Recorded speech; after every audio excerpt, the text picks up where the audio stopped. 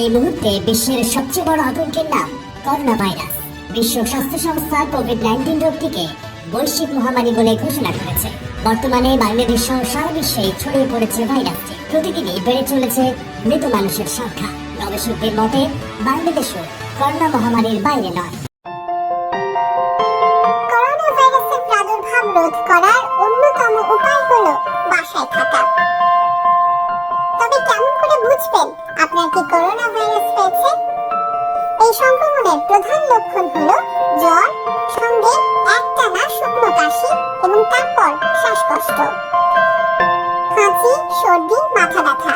এগুলো সাধারণ ঋতু পরিবর্তনজনিত ঠান্ডা কাশির কারণেও হতে পারে। কিন্তু একটানা শুকনো কাশি কেমন হয়?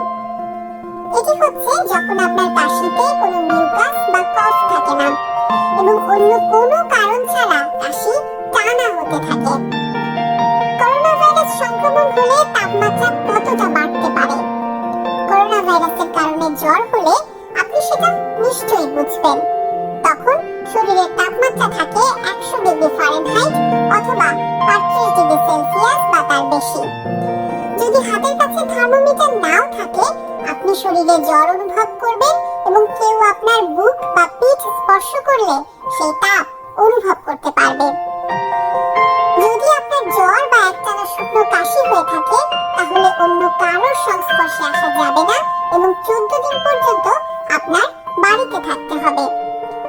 যদি আপনি পরিবারের অন্য সদস্যদের সাথে বাস করেন, তাহলে আলাদা ঘরে থাকুন এবং আলাদা বাথরুম ব্যবহার করুন।